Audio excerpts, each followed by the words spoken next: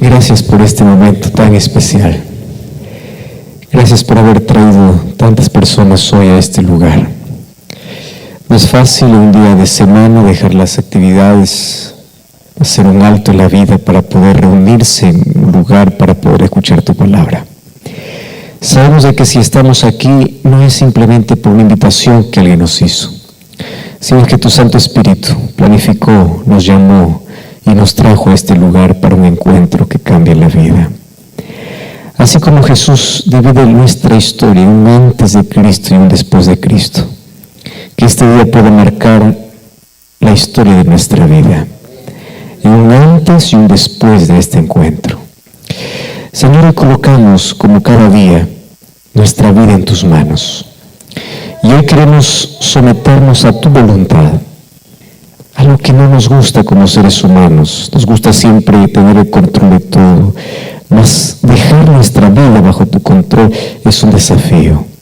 Mas hoy aceptamos eso. Y hoy queremos someternos a tu voluntad mediante tu palabra. Vamos a ver tu palabra con la seguridad de que tú vas a hablar en esta tarde, que tu Santo Espíritu va a tocar los corazones como cada día, y que hoy vamos a salir de aquí fortalecidos, sabiendo de que valió la pena estar aquí, valió la vida tomar una decisión. Y hoy, que tu Santo Espíritu, como siempre, sea aquel que convence de pecado, nos haga ver nuestra realidad, cree en nuestro corazón la necesidad de Jesús y podamos terminar rindiéndonos delante de ti. Toma nuestra vida. Permite que una vez más podamos nacer en ti, a través de tu palabra. En el nombre de Jesús. Amén.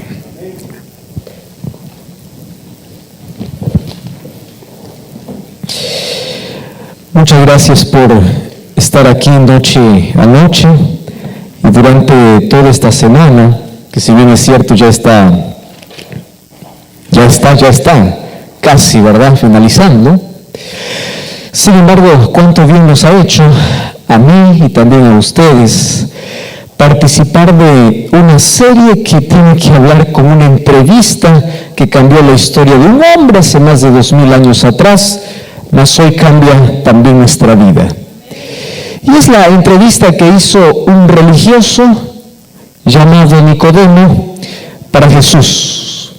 Era una noche cuando Nicodemo buscó a Jesús para hacerle algunas preguntas, y en lugar de que Nicodemo haga preguntas para Jesús, Jesús empezó a ir al punto, a la necesidad de Nicodemo, y le dice: tú necesitas nacer.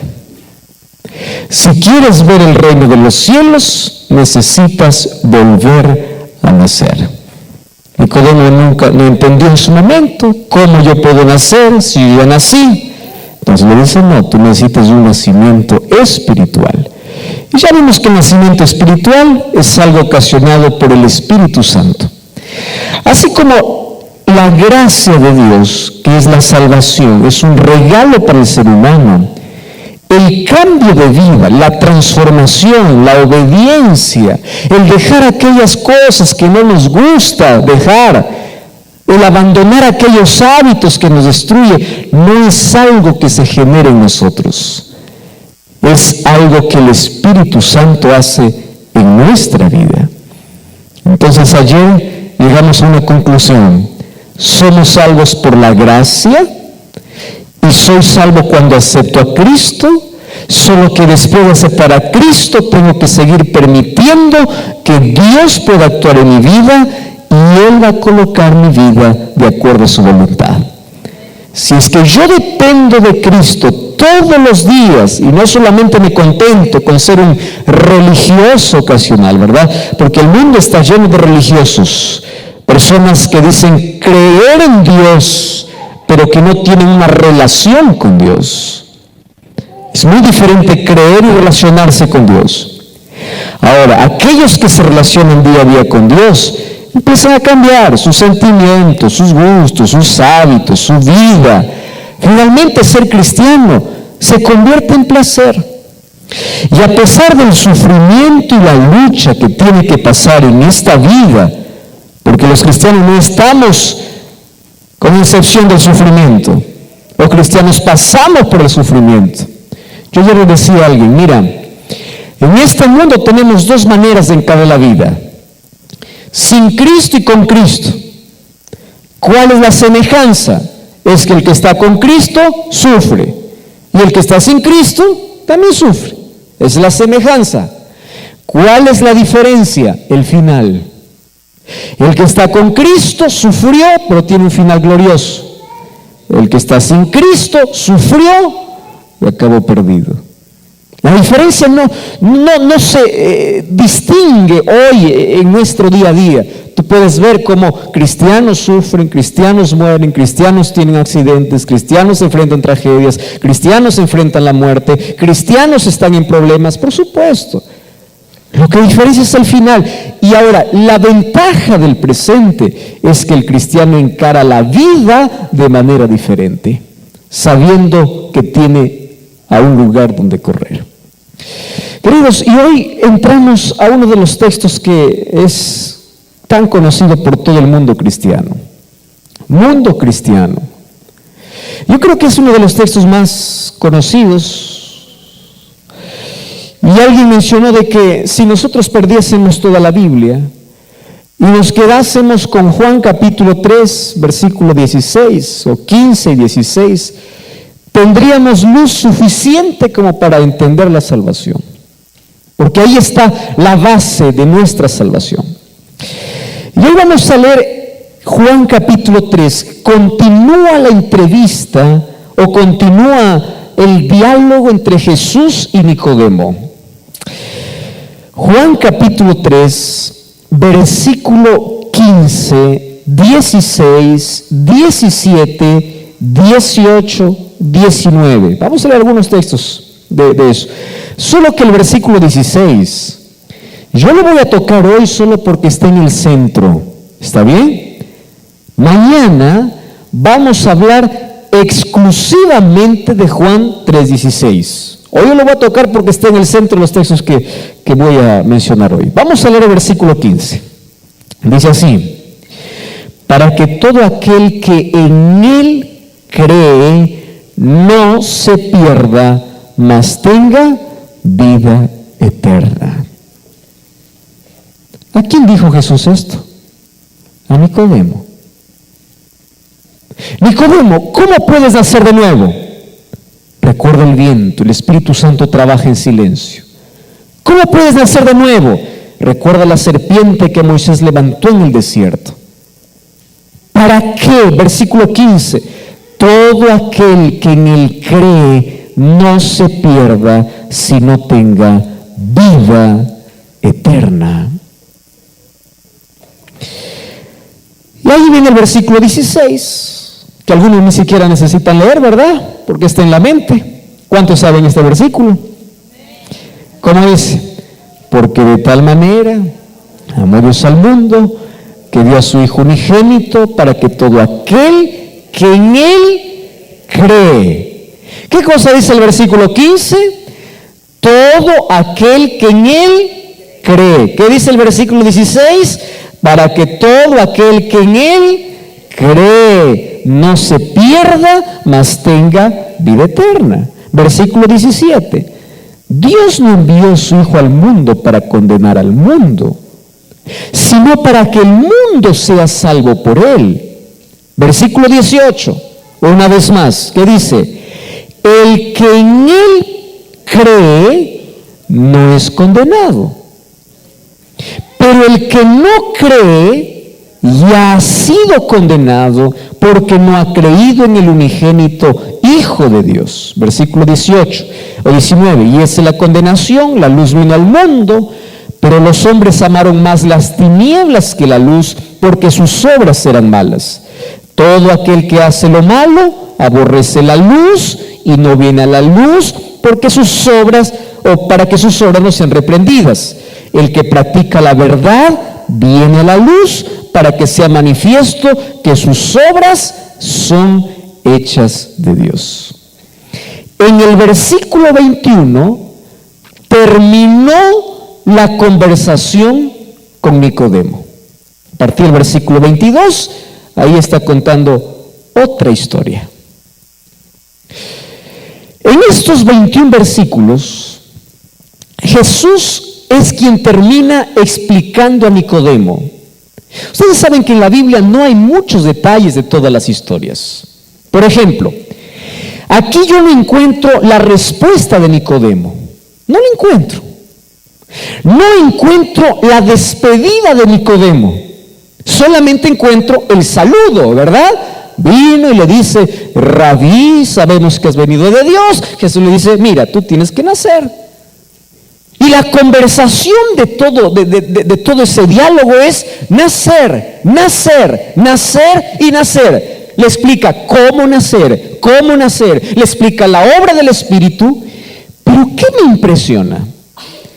En lugar de que Jesús termine haciendo un llamado, ¿verdad? Haciendo una invitación para Nicodemo, por supuesto que la hace, pero él se centra en una sola palabra, que es la palabra creer. Versículo 15 dice: todo aquel que en él cree. Versículo 16: para que todo aquel que en él cree. Versículo 18: el que en él cree. Oiga, tan importante es para Jesús creer, sí. Porque la salvación, ¿por dónde comienza? Por creer. Miren, creer parece tan fácil, pero no lo es. Parece fácil. Un día, Pablo y Silas fueron encarcelados. Y allí, a medianoche, mientras ellos cantaban, hubo un terremoto, las puertas se abrieron. El carcelero pensó que todos los presos habían salido, tomó la lanza, quiso matarse. Y cuando él quiso matarse, apareció Pablo y le dice: no te mates. ¿Por qué? Porque todos estamos aquí. No te mates. Estamos aquí. Y cuando Pablo le dice: todos los presos estamos aquí, nadie ha salido, yo de allí tengo muchas lecciones importantes para que ustedes se den cuenta hasta dónde lleva la palabra creer. ¿Quiénes están en una cárcel? ¿Quiénes están en una cárcel? ¿Quiénes? Aquellos que cometieron algún delito, ¿verdad? Y aunque todos digan que son inocentes, y aunque realmente hay inocentes, por lo menos todos están allí por haber cometido un delito. ¿Está bien? Ahora, yo te hago una pregunta. ¿Tú has escuchado alguna vez en la historia de este planeta que en algún lugar del mundo las puertas de la cárcel se abrieron y los presos continuaron en sus celdas? ¿Escuchaste eso, alguna historia? Imagínate, si estos presos están allí y lo que más anhelan es su libertad, cuando ven una celda abierta, ¿qué es lo primero que hace? Pues huir buscando su libertad. Solo que cuando estos presos escucharon la música de Pablo y Silas, todos se arrepintieron. Presta atención aquí. Al ver el testimonio que dos hombres están siendo presos, siendo inocentes por predicar la palabra de Dios, y al ver de que estos hombres, en lugar de maldecir a Dios, alababan a Dios en medio del dolor, eso era ilógico. ¿Qué cosa es lo más lógico? Imagínate, a ti te apresan o tú vas preso siendo una persona correcta, estás haciendo el bien. Vamos a imaginar que mañana sales a predicar y el policía te dice: mira, vamos a llevarte a la cárcel. Pero no solamente llevan a la cárcel, antes de colocarte en la cárcel te azotan y tú no sabes cómo eran los azotes. Los azotes en ese tiempo, la lengua o la punta de los azotes, no sé cómo lo llaman ustedes a un tipo de azote. Antes se castigaba mucho, ¿no? Y corregía a los niños. En sus países imagino que también existía. No sé con qué nombre, yo no voy a colocar el nombre de mi país. Bueno, pero en la parte final de estos instrumentos que azotaban, tenían huesos de animales y pedazos de plomo. Estaban diseñados para que al primer azote pueda rasgar la vestidura y rasgar la piel. Entonces, Pablo y Silas fueron llevados de manera inocente, fueron azotados. Imagínate, quiero que imagine la escena. Todos los presos están ahí en sus celdas. Llegan dos hombres, espaldas rotas, llenas de sangre. Pasan y no están, ojo, en ese tiempo no es que colocaban a los presos en una celda y los dejaban allí para reflexionar, están dando vuelta, por lo menos tienen 2 metros de pared para caminar. No. En ese tiempo había un instrumento que causaba sufrimiento, el cual se llamaba cepo, donde colocaban las piernas y ellos no podían moverse. Y estos hombres, en lugar de maldecir, de reclamar, empezaron a cantar. ¿Cómo es posible cantar aun cuando te va mal en la vida? Eso se llama esperanza. Eso lo hace Dios. Y los presos al escuchar cantar a Pablo y Silas, ¿qué cosa hicieron? Creyeron en el Dios de Pablo y Silas. Por eso es que cuando las puertas se abrieron, nadie huyó. Todos estaban allí, preguntándole: yo te escuché cantar, ¿por qué cantas cuando tus espaldas sangran? ¿Por qué viniste aquí? ¿Cómo es posible que tu Dios puede darte una música en tus labios, una canción en tu vida, aun cuando tus espaldas sangran? Eso es creer. Pero había uno que no todavía había creído. ¿Quién era? El carcelero. Y ese carcelero, cuando quiso matarse, aparece Pablo y le dice: no te mates, porque todos estamos aquí. Ahora, ¿ustedes sabían por qué el carcelero quería matarse? Miren, presten atención aquí. El problema del carcelero es el problema de miles de personas hoy, y puede ser tu problema. ¿Cuál es el problema del carcelero? Él se aferró donde no debía aferrarse. ¿A dónde se aferró el carcelero? A un trabajo. ¿El trabajo es malo? No. ¿Qué cosa es el trabajo? ¿Bendición o no es bendición? Por supuesto. Pero cuando te aferras al trabajo o el trabajo está por encima de Dios, un día cuando pierdes el trabajo, quedas en el vacío. Y no tienes a dónde ir. Porque ¿a dónde te aferraste? Al trabajo. ¿Qué cosa pensó allí este carcelero? Me quedé desempleado. Y es más, la ley de ese tiempo decía que si alguien permitía que los presos puedan salir, él estaba condenado a la muerte. Perdió el trabajo, estaba en riesgo su vida y dijo: yo me mato. Fíjate una cosa aquí. Cuando allí vio que todos los presos estaban, este carcelero le hace una sola pregunta a Pablo.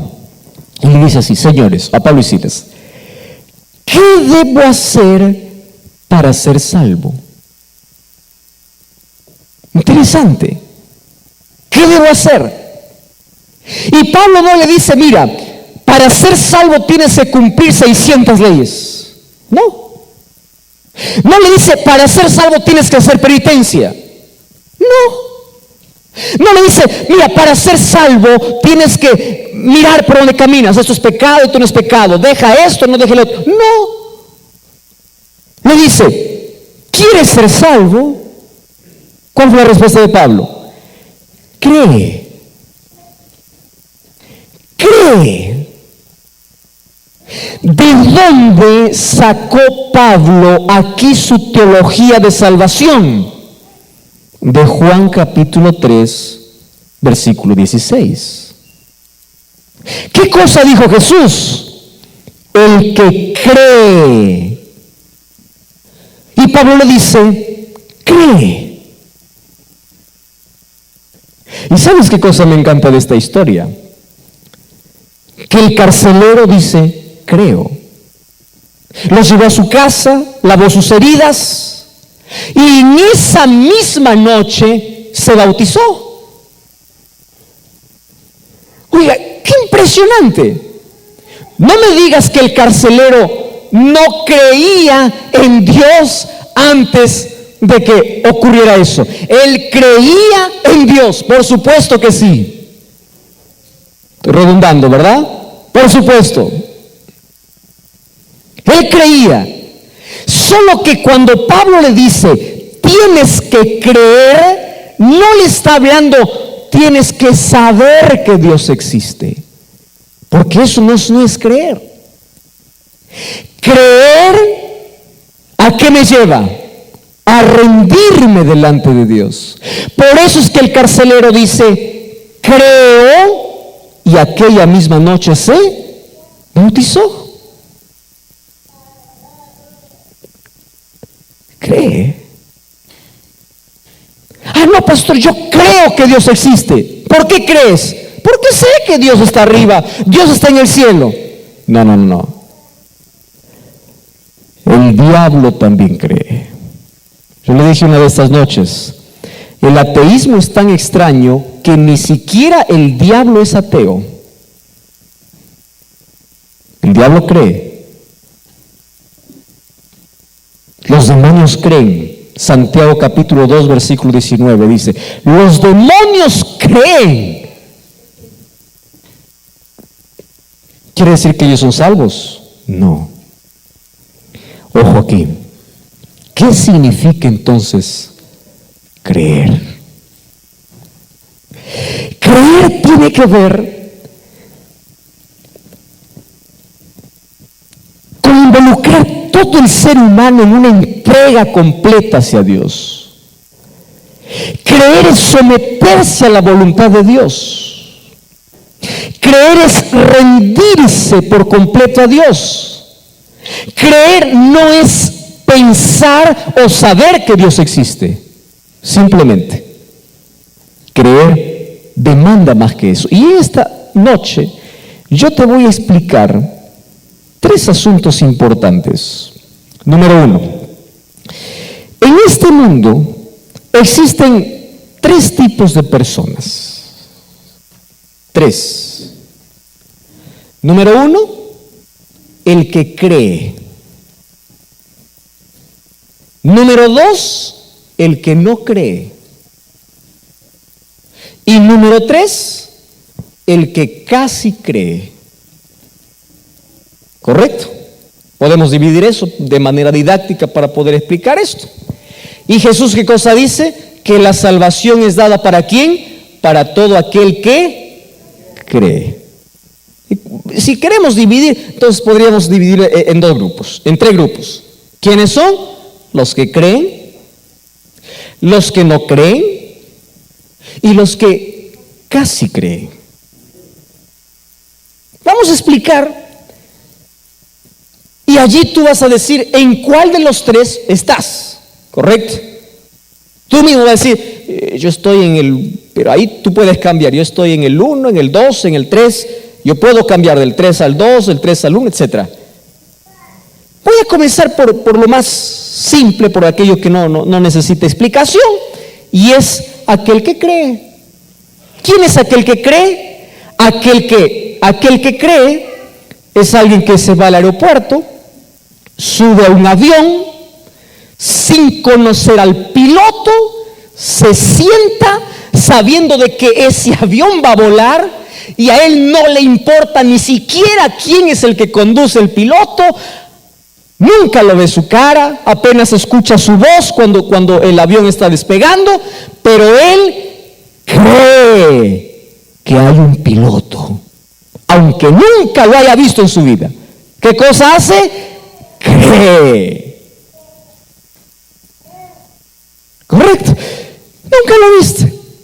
El avión despegó, tú tienes fe. El avión está volando, tú tienes fe. El avión aterriza, tú tienes fe. Nunca saludaste al piloto, nunca te tomaste una foto con el piloto, pero tú creíste en un piloto que nunca viste.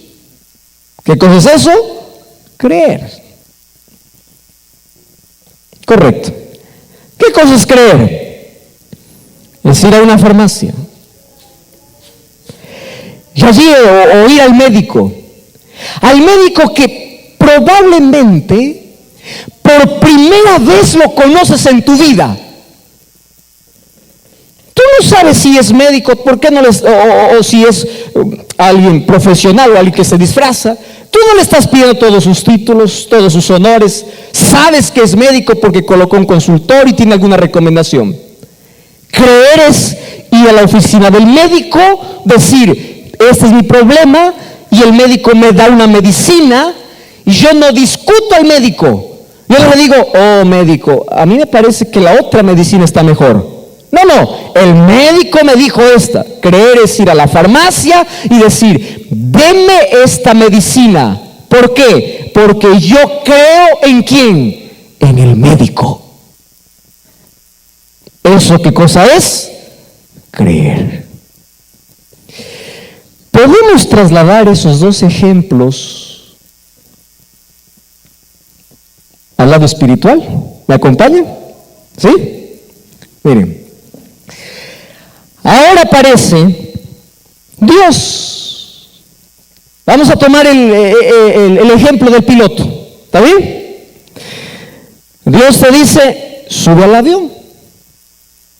Y tú dices, no subo. ¿Por qué? Porque yo no he visto a Dios.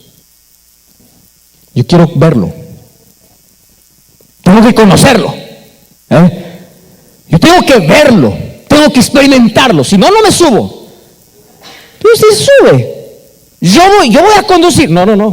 Yo no solo quiero escuchar voz. Yo quiero ver. Mira cómo es el ser humano.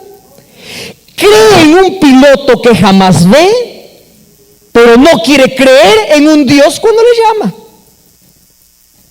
Curioso, ¿verdad? Y no está dispuesto a creer. Entonces, ¿quién es aquel que cree? El que cree es aquel que dice, yo no veo el piloto, pero yo sé que este avión me lleva al cielo. Yo me subo porque sé que ahí está Dios. Y sé que ahí está Dios porque yo escucho su voz a través de su palabra. Yo no necesito evidencias. Yo no necesito saludar al piloto. Yo no necesito darle indicaciones por dónde me debe llevar el piloto, porque el piloto sabe por dónde llevarme. ¿Qué cosa es fe? Es subir al avión, sentarse y creer. Vamos al otro ejemplo del médico. Hay personas que reconocen su situación espiritual y van a Cristo. ¿Quién es Cristo? El médico. Y Cristo le dice, mira, te doy la receta. ¿Dónde está la receta? En su palabra, en la Biblia. Pero la persona va con la receta y mientras va por el camino con la receta, cambia la receta. Ya viste, personas, la Biblia dice, este día guardarás. Eso es la receta. Tú cierras la receta y dices, ¿y cuál es el problema si yo cambio para otra receta? La Biblia me dice, por este camino andarás. Y yo digo, ¿pero cuál es el problema? Lo otro. Préstame atención. Es más fácil creer en un médico y no cambiar la receta que el médico te da, pero qué difícil es aceptar sin discutir lo que Dios me dice en su palabra. ¿Entendiste qué cosa es creer? Creer es ir al médico, aceptar la receta, no cambiar la receta, seguir las instrucciones que el médico me da, porque yo creo en el médico. ¿Se comprendió qué significa creer? Vamos al segundo. No creer. Aquí ya no voy a gastar mucho tiempo, o mejor nada de tiempo. Aquel que no cree, no cree. ¿Correcto? No cree. Pero lo que sí quiero hablar un poco es del tercer grupo. ¿Cuál es el tercer grupo? El que casi. A ver, voy solamente para recordar. ¿Cuál es el primer grupo? ¿Qué cree? ¿Cuál es el segundo grupo? El que no cree. Yo ahí no tengo nada que hablar. No cree, no cree. Y la Biblia ni siquiera gasta en aquel que no cree.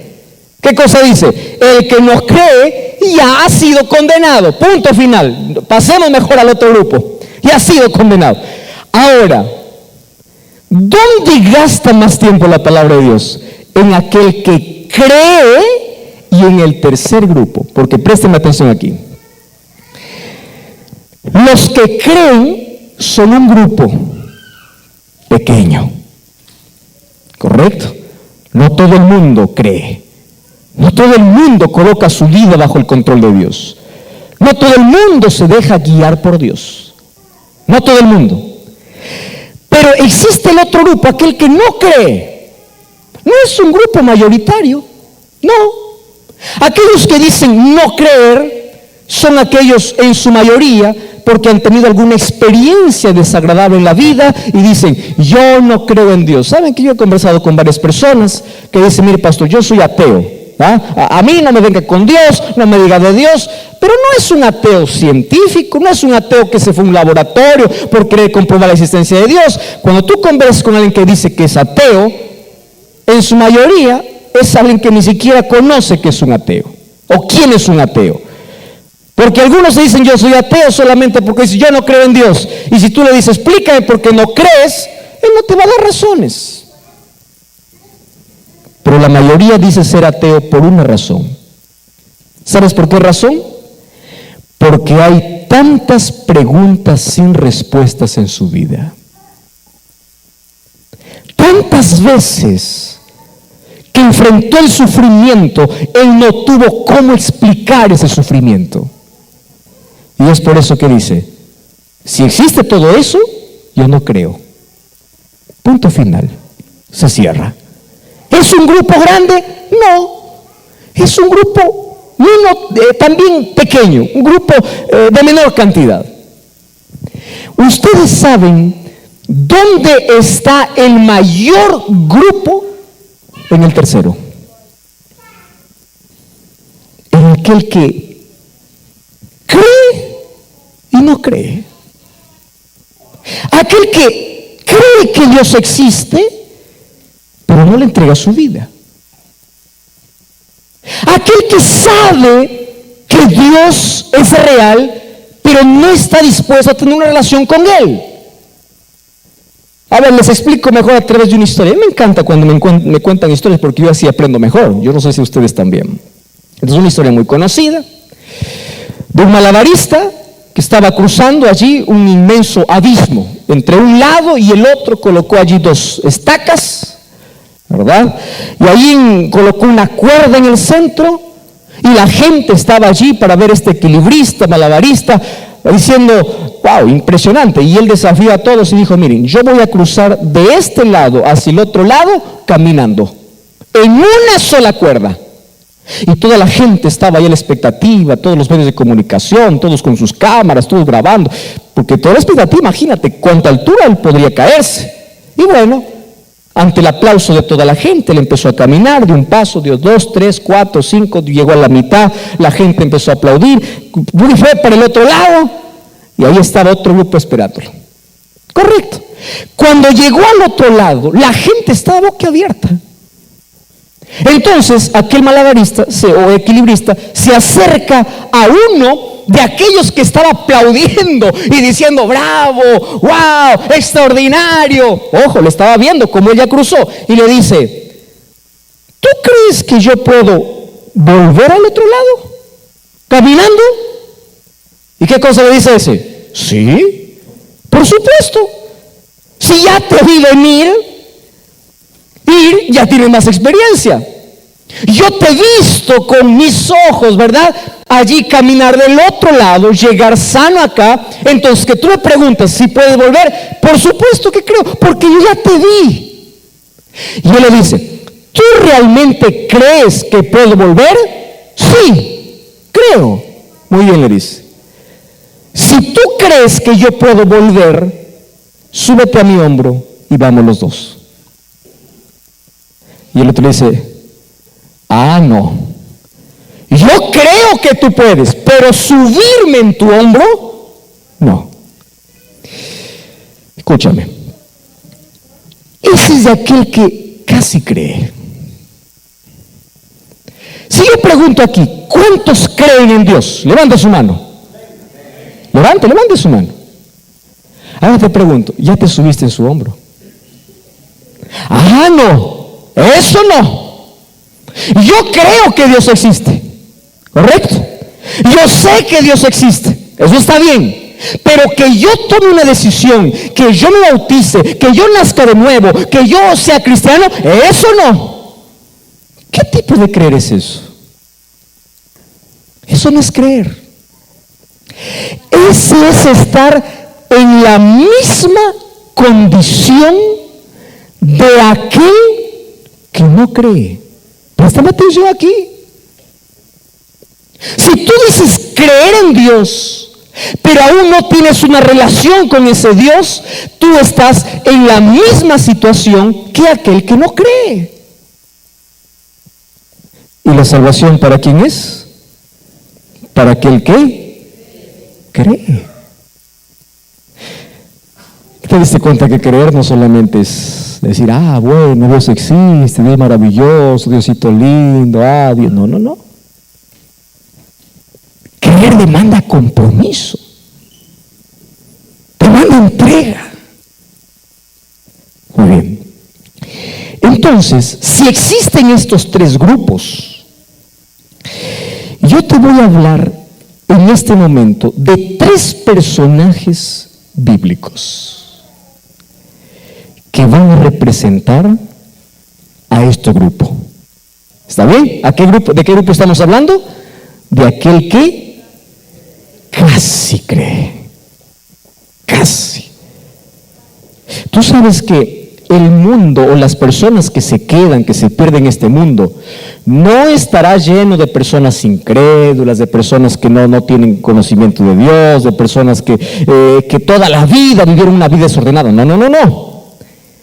En su mayoría los que se pierden, ¿sabes quiénes estarán allí? Aquellos que casi creyeron. Casi. Y les faltó algo tan pequeño como una decisión simple. Porque la salvación tiene que ver con decisión. Ahora, tres personajes en la Biblia. Primer personaje, se le conoce como el personaje más duro de la Biblia. ¿Tú ya escuchaste esta expresión? Pastor, él es duro de corazón. ¿Escuchamos eso? Y la gente que no es cristiana pues no entiende, ¿no? ¿Qué significa duro de corazón? ¿Que mi corazón no late? No estamos hablando de mí. Duro de corazón significa alguien que tiene una mente cerrada. Alguien que no permite que el Espíritu Santo pueda trabajar en su vida. ¿En qué se convierte? En un duro de corazón. Solo que yo creo lo siguiente: un duro de corazón no es un caso imposible. Yo conozco personas que han renegado contra la iglesia, que han maldecido la iglesia, que han hablado cosas contra la iglesia, hoy siendo líderes de iglesia, porque no hay imposible para aquel que dice que es duro de corazón, aquel que dice yo nunca me voy a rendir. Alguien me dijo una vez, pastor, yo jamás seré cristiano. Es una historia larga, por eso no te cuento. Y después de 6 meses me estaba llamando diciendo, por favor, quiero bautizarme. ¿Qué pasó? Algo simple. Solo el dolor tocó su vida y fue suficiente. Uno puede decir lo que sea cuando está bien, hasta que llegue un momento difícil en la vida. Bueno, cortando aquella historia, aquel que dice que es duro, un día se quiebra. Entonces, si tú tienes un esposo duro, tienes un familiar que es duro, una persona que es dura, que es imposible, no te preocupes, ora por él y deja. Dios se encarga de poder romper los duros. Por ejemplo, encuentro a un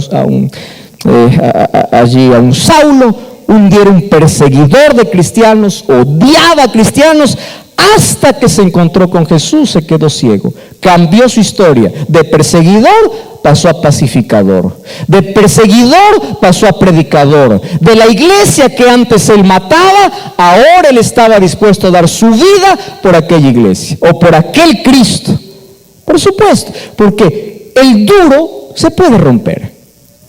¿Sabes quién es aquel que no se puede romper? Es aquel que dice que cree, pero no cree. Un ejemplo te voy a dar. Faraón. Ay, Faraón. Abran su Biblia, Éxodo 10:16. Éxodo capítulo 10, versículo 16. Mira, Éxodo 10:16. ¿Estamos listos? Dice así: entonces Faraón se apresuró a llamar a Moisés y Aarón y le dijo, mira lo que dice Faraón. ¿Sabes quién es Faraón, verdad? Faraón es el rey de Egipto, que tiene esclavizado al pueblo de Dios por más de 300 años. Más de 400 años. Entonces, él le dice, se apresuró a llamar a Moisés y Aarón y le dice así. ¿Qué cosa le dice? He pecado contra Jehová, vuestro Dios. ¿No les parece lindo este texto? Aparentemente está arrepentido o no está arrepentido Faraón. Sí. Él está diciendo, pequé. Y reconocer que tú has pecado es un paso ¿para qué? Para el arrepentimiento. El arrepentimiento comienza con el reconocimiento y dice, he pecado. Versículo 17. Ahora os ruego que perdonéis mi pecado. Solamente esta vez oren a Dios para que quite de mí esta plaga mortal. Y salió Moisés delante de Faraón, oró a Jehová. Jehová trajo un fuerte viento, quitó la langosta, arrojó al mar, ni una langosta quedó en el país. Y luego Jehová endureció el corazón de Faraón y éste no dejó ir a los hijos de Israel. Yo voy a explicar aquí la palabra Jehová endureció, porque esto para muchos puede confundir. ¿Qué significa Jehová endureció el corazón? ¿Significa que fue Dios que dijo, ahora para que sufra más, yo le voy a endurecer? No.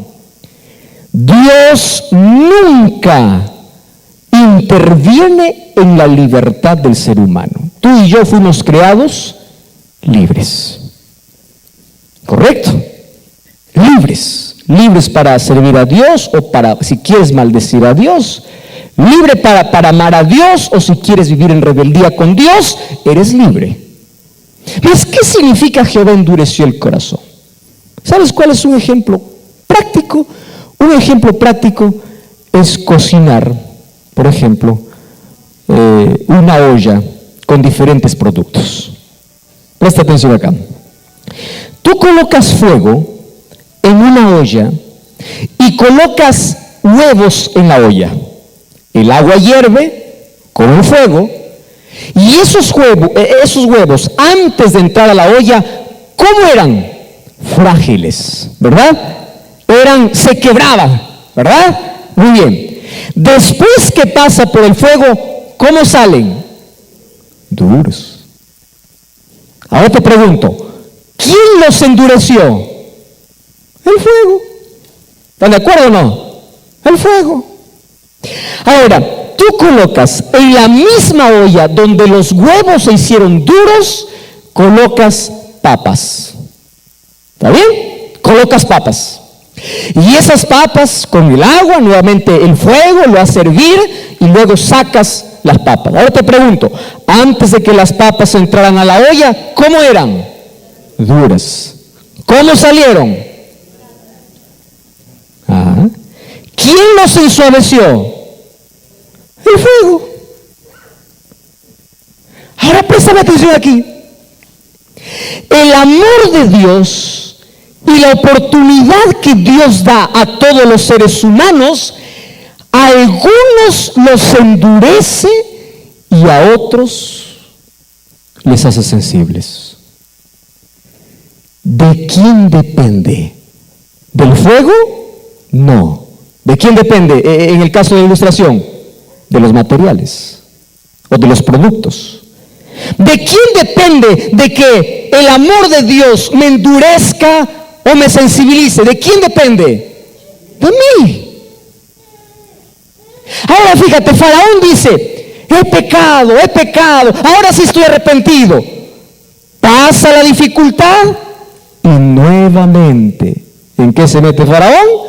Se endurece contra Dios.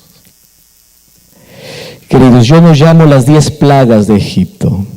Yo llamo 10 oportunidades que Dios le dio a Faraón para que pueda sensibilizar su corazón.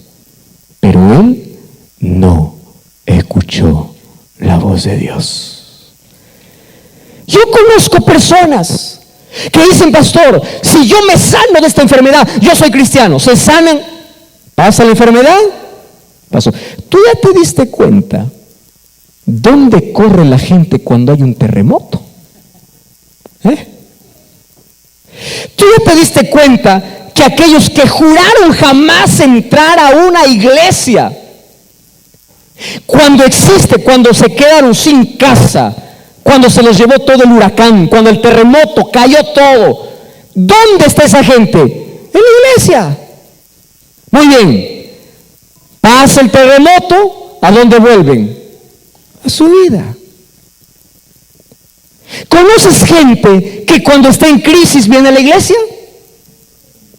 Pasa la crisis, ¿a dónde vuelve? A su vida.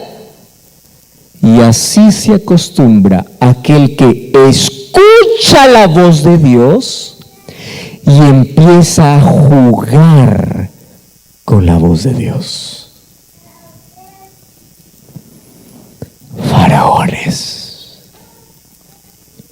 Yo pregunto, ¿habrá algún faraón aquí hoy?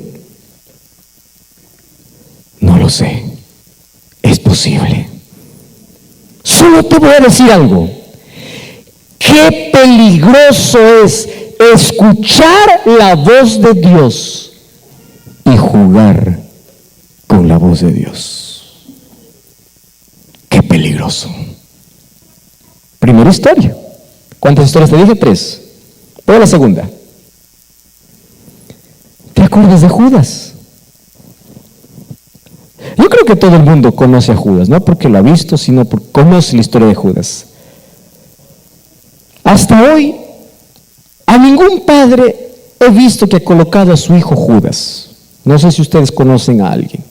Con los tantos nombres raros que existen, puede existir alguien que se llame Judas. ¿Ustedes saben qué significa el nombre Judas? Judas tiene un significado lindo. Sin embargo, nadie quiere llamarse Judas, porque cuando alguien te dice Judas, aunque sea de sobrenombre, ¿qué cosa te está diciendo? Traidor. ¿Verdad? Porque Judas lo relacionamos inmediatamente ¿con qué? Con una acción. Ahora presten atención. ¿Quién fue Judas? ¿Quién fue Judas? Seguidor de Jesús.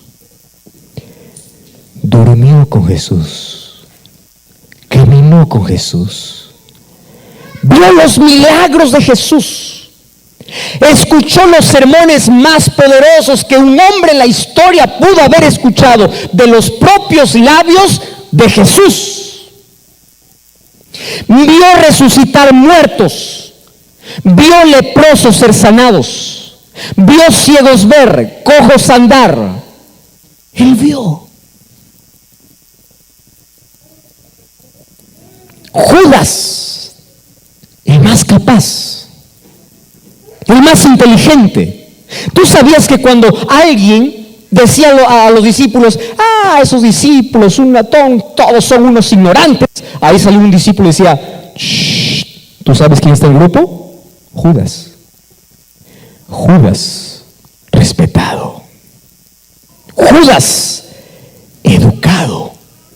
Judas tenía mayores posibilidades que todos los demás discípulos para ser el apóstol de los gentiles, para ser un gran predicador, para ser un gran hombre, instrumento en las manos de Dios.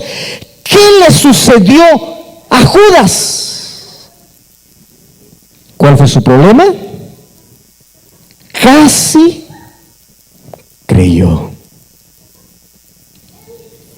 Vio tantas cosas en su vida, pero hay una cosa que él no hizo. ¿Sabes qué cosa no hizo Judas? No se entregó a Jesús. Tú puedes saber todo de Dios. Tú puedes llevar cursos bíblicos. Tú puedes escuchar los mejores sermones. Tú puedes ver milagros en tu vida.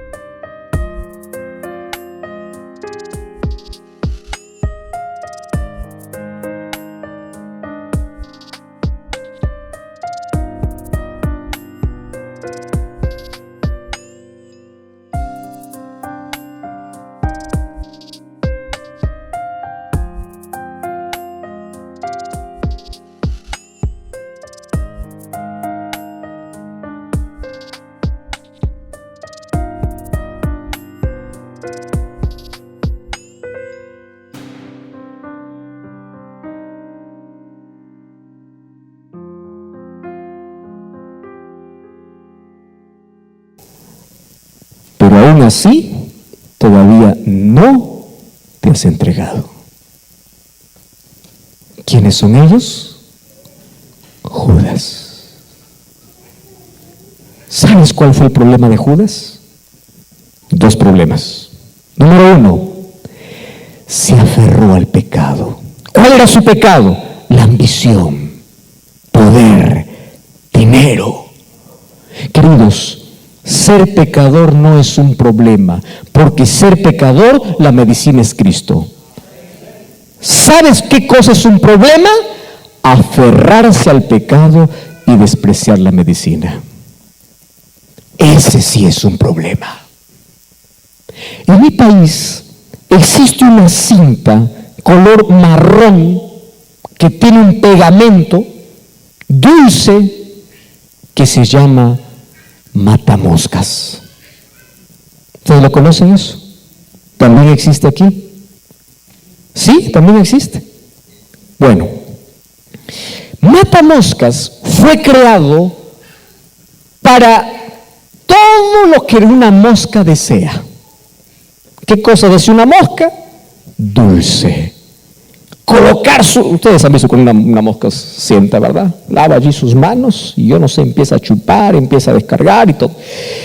Y a la mosca le atrae mucho. Imagino que han hecho todo un estudio para que hagan el color incluso, para que coloquen el pegamento, aquello que parece miel, aquello que parece agradable. Muy bien, y tú lo colocas en el lugar donde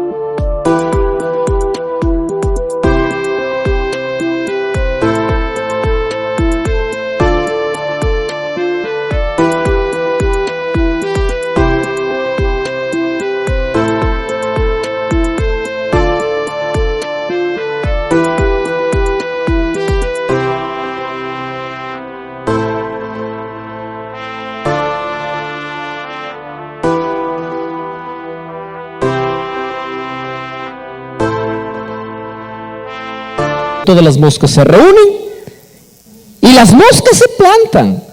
Y es más, las moscas parece que ven que otra mosca está disfrutando y dice, yo no puedo dejar que ese solo disfrute, yo también me voy, y se planta. Y los primeros segundos son de placer, ¿verdad? La mosca está allí, agradable allí, imagina absorbiendo aquel dulce y todo. Solo tiene un problema. ¿Cuál es el problema?